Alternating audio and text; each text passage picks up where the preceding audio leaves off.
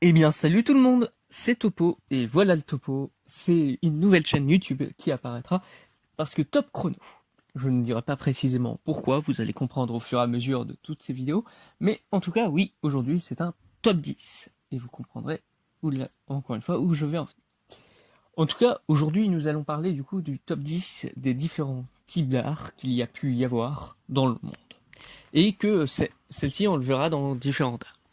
En conséquence des divergences sur la définition de l'art et des difficultés de l'aborder dans sa globalité, les querelles sur la classification des arts ou sur la comparaison de la Paraguayenne italienne des arts sont une figure imposée. De l'histoire de l'art et de l'esthétique, comme la querelle des anciens et des modernes en littérature, les termes alors retenus renseignent au moins autant sur ceux qui les annoncent, quand, où, dans quelle perspective et dans quel contexte, que sur les œuvres qui sont censées regrouper ou décrire.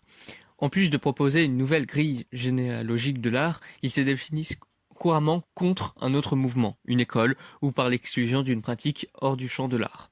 Leurs significations sont extrêmement variables dans le temps, et leur emploi est passé dans plus d'un cas, de péjoratif à laudatif, que ce soit le gothique, le baroque, l'impressionnisme, etc.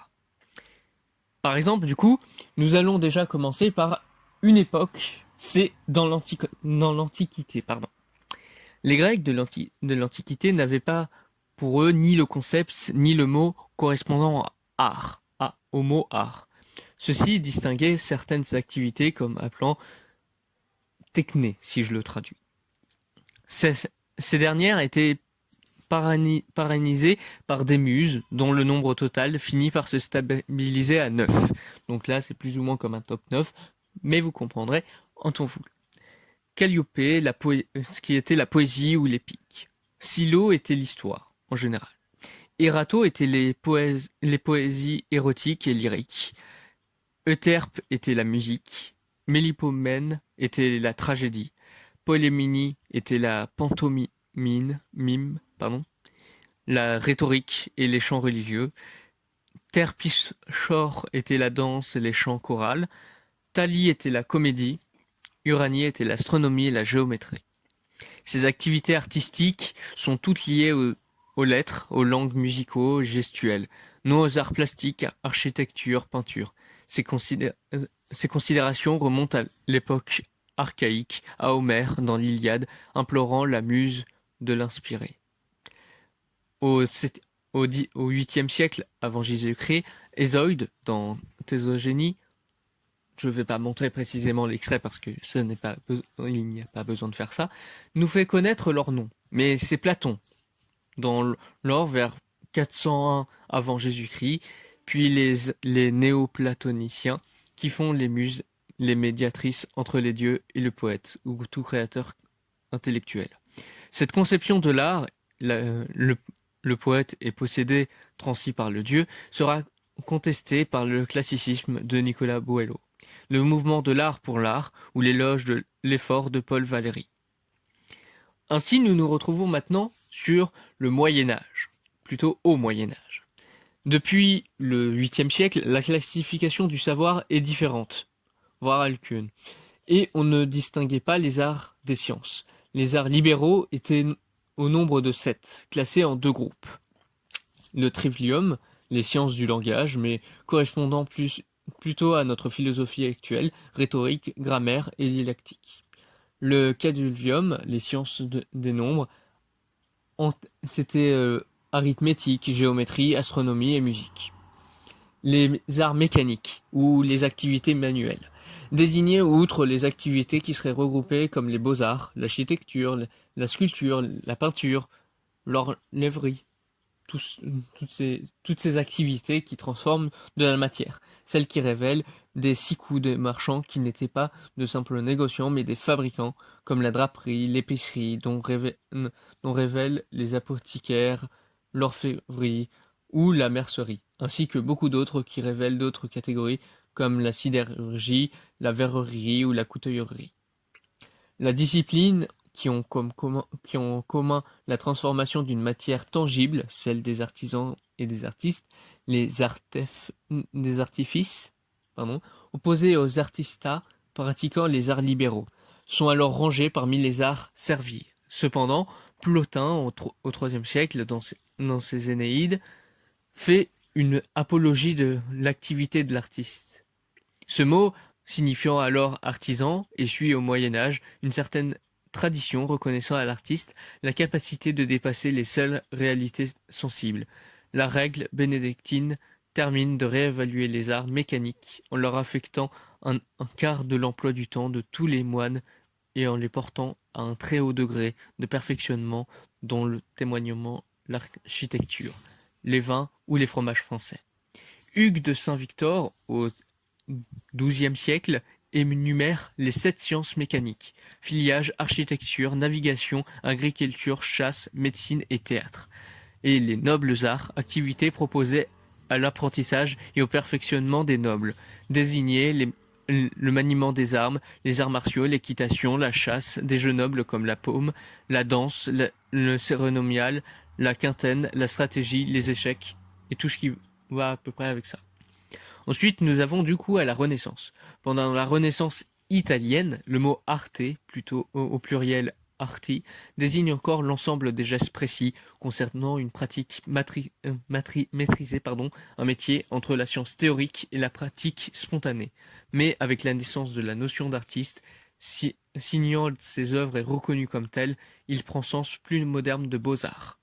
L'arte del disegno regroupe à cette époque les arts de volume, sculpture, architecture, et ceux de la surface, dessin, peinture, gravure, opposition que l'on retrouvera étymologiquement dans les expressions art plastique et art graphique. Le point commun de ces pratiques manuelles était alors la gestion sur la matière. Au XVIIIe siècle, Kant et ses 3 arts. Emmanuel Kant, en 1790, propose de distinguer 3 catégories d'art, d'après la synthèse de Dominique Château.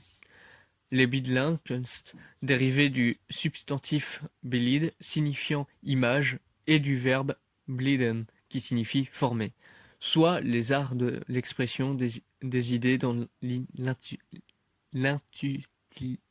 l'utilisation, c'est bon, j'ai réussi à le dire, des sens, comprenant la sculpture et l'architecture ainsi que la peinture.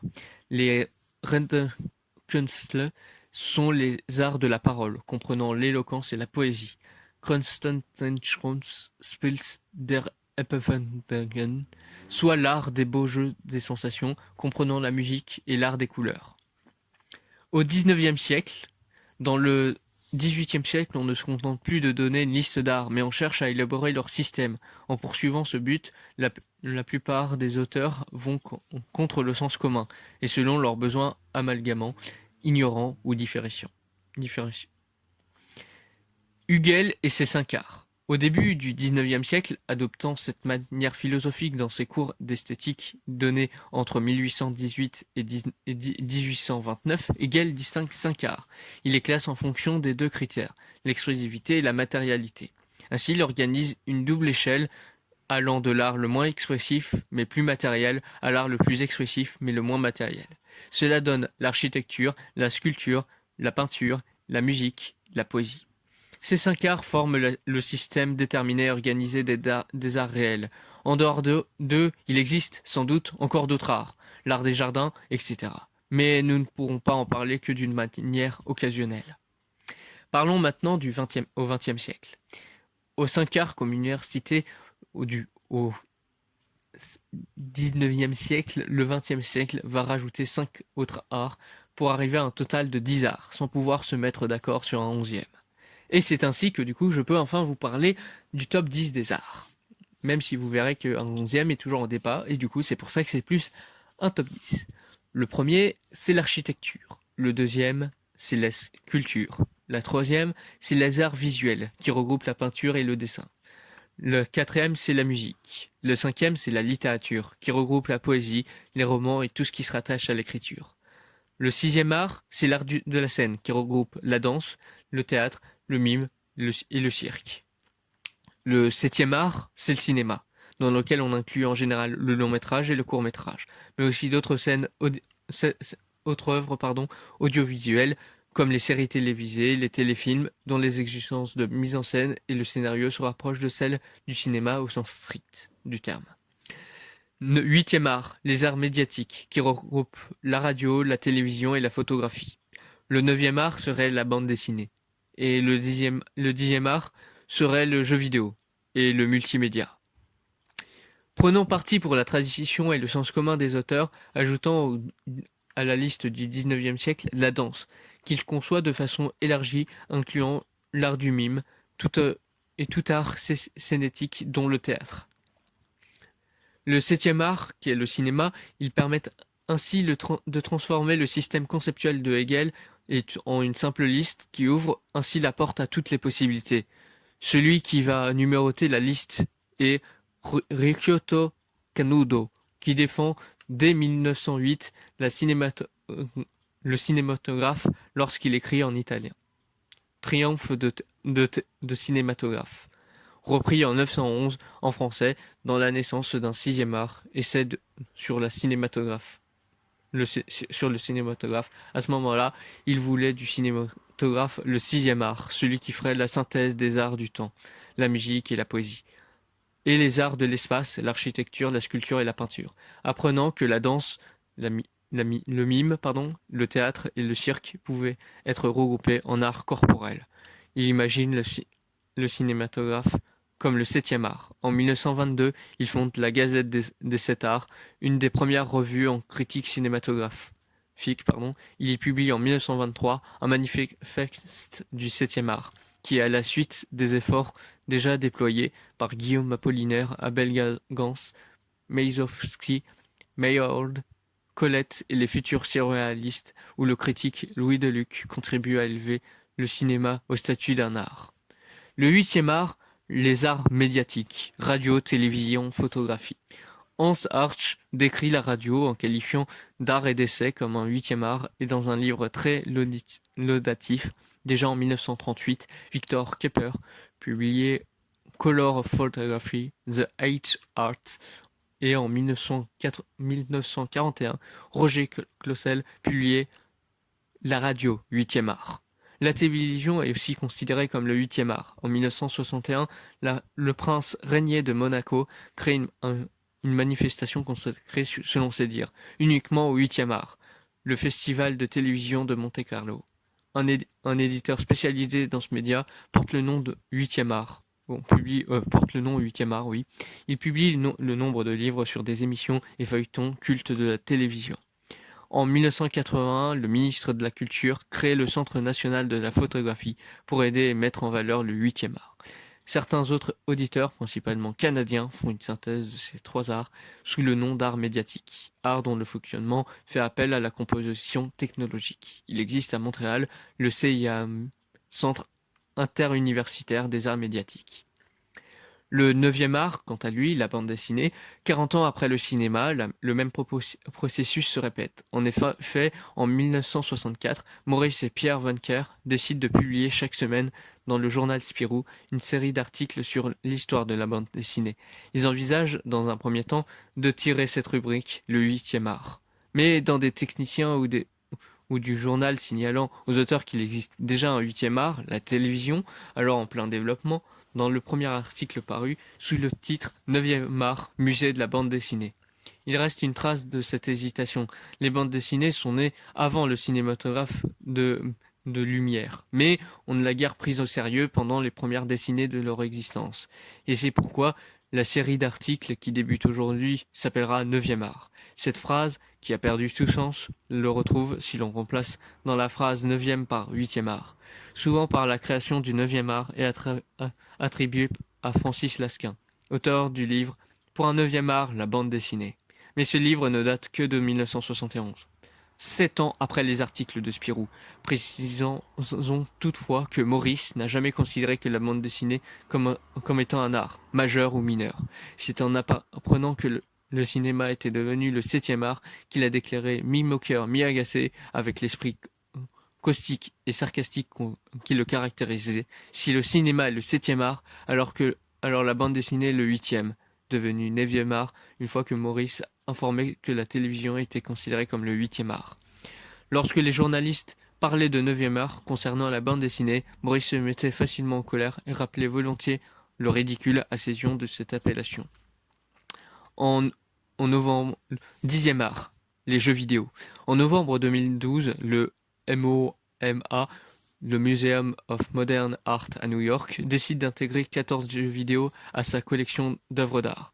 De même, depuis 2011, la Cour suprême des États-Unis reconnaît officiellement les jeux vidéo comme un art. En France, c'est depuis 2006 que le ministre de la Culture reconnaît les jeux vidéo comme une forme d'expression artistique et demande qu'elles soient considérées comme telles. Aujourd'hui, la question de la considération du jeu vidéo en tant qu'art se pose toujours, et nombreux s'y opposent. Pourtant, le jeu vidéo est maintenant juridiquement et officiellement considéré comme un art. La désignation 10e art a aussi été revendiquée pour les arts numériques, en général, infographie, web design et jeux vidéo. Et le 11e art, du coup, dans tout ça. Il n'y a pas de consensus sur la désignation d'un 11e art actuellement. Cependant, diverses activités artistiques ou ludiques sont revendiquées avec ce titre, dont notamment la performance artistique, le jeu de rôle, le modélisme, et par extension ceux qui tournent autour de la maquettisme, l'art culinaire et la gastronomie, l'art de la table, le graphisme ou art graphique, la calligraphie, la parfumerie et l'aménagement des parcs, jardins, l'humour, l'origami, le tatouage, la mode, l'illusionnisme et l'art de la marionnette, etc. Cependant, certains peuvent être regroupés dans des arts déjà existants. La calligraphie et le tatouage sont dans les arts visuels, le jeu de rôle, l'humour, la prestation, la marionnette dans les arts de la scène, l'origami, le modélisme dans la sculpture, le graphisme dans des arts visuels ou les arts numériques. Restant donc trois grands arts, les arts culinaires et des arts de table, la mode et la parfumerie, l'art floral et l'aménagement des parcs et jardins. La performance artistique étant le mélangeant de différents arts. Sorio et ses 7 arts. Étienne Sorio a classé en 1947 les 7 arts, en distinguant entre leurs caractéristiques sensorielles. Chaque classe peut produire un art sur 2 niveaux, représentatif, abstrait, sculpture architecture ou dessin arabesque, peinture représentative ou peinture pure, ou encore musique dramatique ou descriptive musique, pantomime, danse, 6 littérature et poésie, prosthétique, dit pur, et 7 cinéma et la vis photo ou éclairage projection lumineuse. Et c'est comme ça qu'on peut finir sur les arts olfactifs. Ces classifications sont toutes limitées aux formes classiques, picturales, plastiques ou musicales, liées à la vision, au toucher, à l'audition, au sens de l'équilibre. Elles méconnaissent au moins 2 sens humains qui portent une expression esthétique, ancestrale, les sens chimiques, olfaction et gustation. Elles ignorent par exemple la création parfumée, l'esthétique odorante, l'abstraction olfactive, les formes olfactives, la manipulation de l'humour, l'humeur par des odeurs. Pourtant, du parfum, on peut raconter l'histoire. On a à apprendre les fondamentaux développés par un artiste du XXe siècle, Edmond Redonska, compositeur de parfums. Et c'est même sur tout ça que je vais devoir vous dire que il y a beaucoup trop de trucs et que du coup même c'est pour ça que durant toute cette vidéo, même si c'est pas une œuvre d'art en elle-même, et que oui j'ai tout pris de Wikipédia. Oui. Arrêtez, je sais que ça va me taper.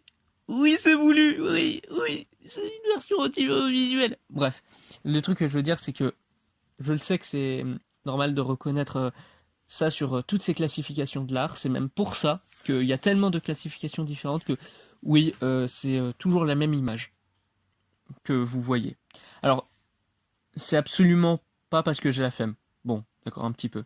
En tout cas, du coup, je vous retrouve pour la prochaine fois. Je vous retrouve pour une vidéo. La prochaine vidéo sera un top 9. Ouais, là c'était un top 10. Maintenant, ça sera un top 9. Mais en tout cas, je vous dis au revoir. Et à la prochaine. Ah putain. Bon, allez. Tchuss. Vous avez rien entendu. Bye bye.